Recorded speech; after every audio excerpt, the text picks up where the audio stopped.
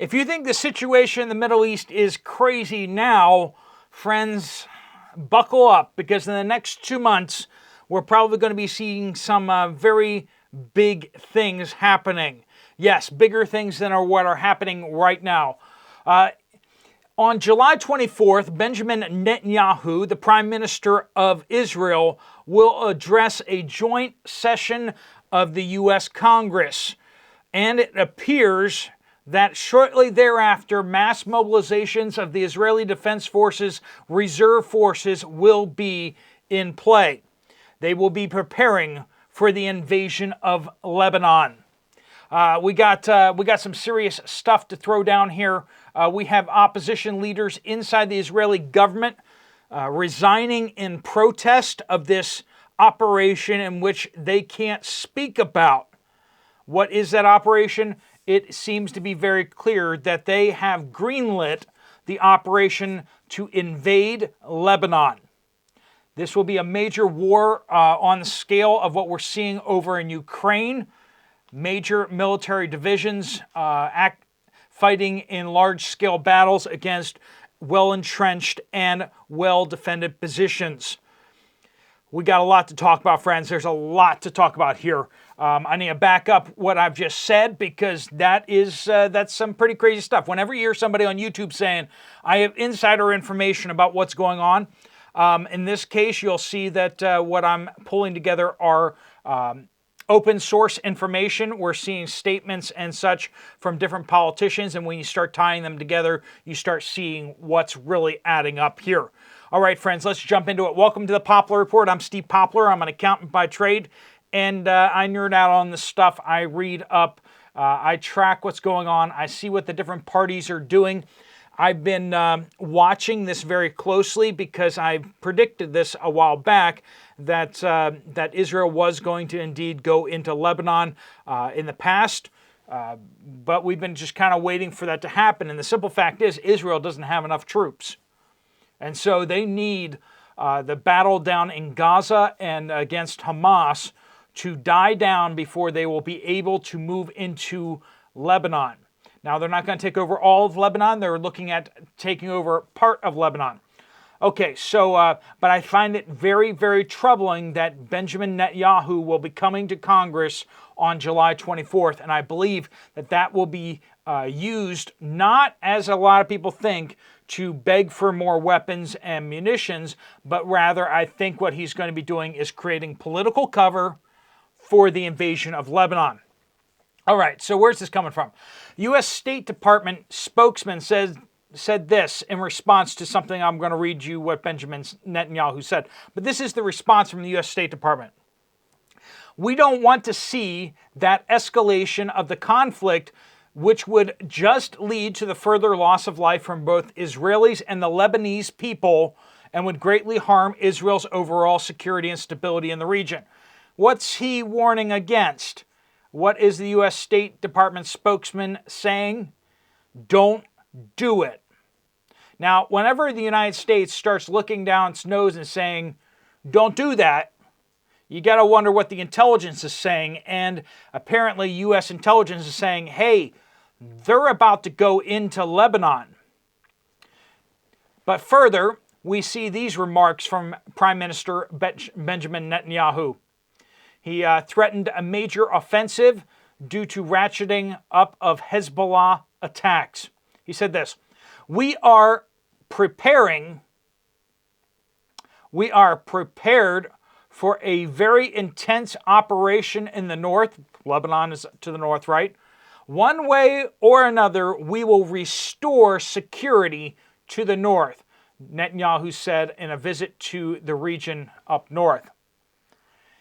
We are prepared for a very intense operation in the north. Interesting. Now, we've just had a number of people quit the Israeli government, right? So how Parliament and these type of situations work is that you have a bunch of people elected to the Knesset, and then what happens is the parties that are there then have to form a government by getting a majority of them to all kind of agree to be on the same team, even though they might not agree with each other. And due to the terrorist attacks in October last year, a number of opposition parties joined with Benjamin Netanyahu's party in order to form a coalition government. But that ended just yesterday. Israeli opposition leader Benny Gantz on Sunday announced that he is quitting Israel's emergency government under Prime Minister Benjamin Netanyahu. Okay, but why did he quit? And you're going to find out here that he can't say why. He can only hint at. And we're going to see what he's hinting at here. He said, if you choose the path of fanatics and lead the entire nation to the abyss, we will be forced to quit the government. That was an earlier statement that he made. This situation, exiting the coalition, National Unity Chairman Benny Gantz calls on all members of the Knesset who understand, quote, who understand where we are going. Where we're going? Are we going into Gaza? Wait, we're already in Gaza. So where could we be going? This isn't, I'm unhappy with the way things are. He's saying something's about to happen. We're going somewhere into Lebanon, friends, who understand where we are going to join forces with him and, quote, obey the command of your conscience. Okay, so maybe it's like a political thing. Maybe it's like he doesn't like the education system. Maybe he's not talking about military at all. Particularly Defense Minister Yoav Gallant. Okay, so Defense Minister, so we're talking about defense issues here. So the Defense Ministry is going to go somewhere. Read between the lines, folks. He's not allowed to say exactly what's about to happen for security reasons, but he's saying it, right? He said this to Yoav Gallant. Yoav, we have known each other for many years. Even when there were tensions between us, I always respected and appreciated you. In this war, I learned to appreciate you even more. You are a brave and determined leader, and above all, a patriot. At this time, leadership and courage are not only saying what's right, but doing what's right. We've been seeing Gallant seems to be having reservations about the operation into Lebanon, but he's not willing to stand up to his government. He additionally blamed Netanyahu for, quote, making victory impossible by moving the goalposts and bringing more enemies into the mix, making victory impossible. All right, and then there's also alleged leaking of information here. And partially it's leaking information, partially it is putting together open source intelligence here. But the Israelis apparently intend to invade southern Lebanon around August this year. This is a aggregator putting this information together for us. Around August this year, plus or minus 1 month, in order to take over all the territory up to the Litani River and stop Hezbollah rocket attacks into the north of the country. Now, given what kind of drills have taken place, what military forces are available, this invasion will likely consist of 12 brigades structured in 3 divisions. Which divisions? 146th Division, which includes the 205th Reserve Armored Brigade, which has completed exercises preparing it for the invasion of Lebanon. This brigade was selected by command to be specifically saved up for this invasion. The Carmeli Reserve Brigade is expected to prepare with exercises in the near term. In the next month, they're looking at having exercises to prepare them for an invasion of the North. 226th Reserve Brigade has completed exercises preparing it for the invasion of Lebanon. This brigade was selected by command to be specifically saved up for the invasion. 228th Reserve Brigade has completed exercise preparing it for the invasion, and it was also selected by command to be specifically saved for this invasion. So we have the 146th Division. We also have the 36th Armored Division. The 188th Armored Brigade has completed exercises in the north preparing it for the invasion of Lebanon. The Golani Brigade has completed exercise preparing. This is open source information, friends. This is putting together public PR announcements of these military units having done trainings up north. The Golani Brigade has completed exercises preparing it for the invasion of Lebanon. The Kiryati Reserve Armored Brigade, as well as the Etziane Reserve Brigade, which has also completed exercises in the north preparing for an invasion of Lebanon. Also, it is looking like the 98th Division will also be a part of this with the 7th Armored Brigade, 35th Brigade, Commando Brigade, and the 551st Reserve Brigade, which has just completed exercises preparing it for the invasion of Lebanon. However, it is notable here that there is a high proportion in this force of reserve components that are not currently active. The total combat strength of these units look to be around 18,000 soldiers, about twice as many as entered Lebanon in 2006. And that's something that's also important to note here, is that Israel has invaded Lebanon multiple times already. This is not like some new kind of thing. The last time they went in was in 2006.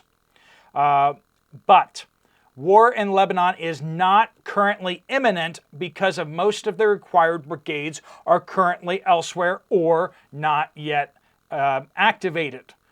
Now, when they activate these units, they have a time limit on these units. Now, what we see here is with the proposed units that are probably going to be taking part in this, the reserve units have already completed training rotations in the north.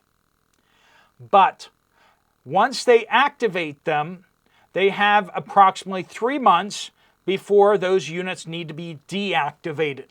So, they have already done their training, the pre-deployment practice, so that they can rapidly deploy to the north and take part in the invasion, because about 60% of the units and personnel in this invasion force are currently deactivated. So it's probably going to take 6 weeks or so to move some of the units up from the south, up to the north, and to activate the reserve units before they can move in. And so when you start punching in numbers and everything like that, you start coming up with this estimate that August seems to be the most likely time of when this will happen. And then we look at it again and we realize that Benjamin Netanyahu is going to be in Washington, D.C. on July 24th. And it just lines up pretty perfectly. Are we going to see a false flag? Potentially. We may see an incident on the northern border of Israel get suddenly latched onto by the media to cause general outrage and such. And the Israeli Defense Forces, with their PR campaigns, may do that. They may latch on to a missile attack by the forces in the north, the Hezbollah forces in Lebanon. So it may be just a regular attack that they just blow out of proportion a bit in order to energize and justify the invasion of Lebanon. Or it could be a false flag. They could just not activate the Iron Dome system. This has precedence, okay? It's horrifying, but it has precedence. Or a staged, even fake massacre, or a a situation in which an errant Israeli missile goes somewhere and then it gets blamed on Hezbollah. Or they could simply build up the intolerability of this happening up in the north. That 80,000 people have been displaced from their homes and have been since last October. They will have approximately 3 months before about 60% of the invasion force is going to have to be demobilized. Now, they could be emergency held over, but generally speaking. So they need Hamas down in Gaza to be done. They need that to be mostly done. They don't need all of those units, but they do need those units to not need all the air support, because they're going to need all their air support assets, and they're going to need a lot of their artillery focused in on the north if they're going to move into these Hezbollah-controlled areas. Now, Hezbollah and Hamas are completely different ball games. These organizations are completely different for multiple reasons. One, while Hamas may have received training from the Iranian Revolutionary Guards, Hezbollah has active units of Iranian Revolutionary Guards. They're training them and have been there for many, many years. Hamas had to build their own rockets out of pipes that they dug up in the ground. Hezbollah in Lebanon has missiles shipped directly from Iran to them. They have anti-tank missiles and guidance systems and everything like that they have in place. They have been preparing for another Israeli invasion. Like I said, Israel's gone in like 4 or 5 times since the 60s. So they knew it was going to happen again at some point. So Israel will be moving into extremely prepared defensive positions. In Hamas, in Gaza, they improvised a lot of stuff. Up in Lebanon, they're going to be facing off against a military force that has active support and participation from Iran. Also, the Lebanese government, Lebanese troops and military may not want to get involved in this, but they may choose to get involved in this. And that would be a major state military that Israel is also dealing with, as well as Hezbollah. So this is a major undertaking. This will be a major war with a lot more artillery and a really big deal. Now, Litani River is a ways into Lebanon, but it's not all the way up to the capital.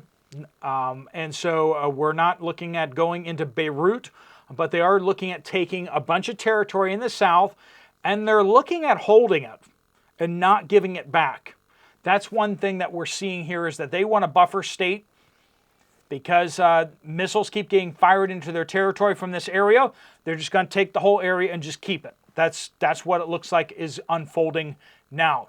So we got the United States telling Israel not to do it. We see coalition partners like Benny Gantz and others quitting the government and telling us, quote again, members of the Knesset who understand where we are going. And as he said to Benjamin Netanyahu, if you choose the path of fanatics and lead the entire nation to the abyss, we will be forced to quit the government. And they have done so. This is probably going to unfold in the next number of weeks.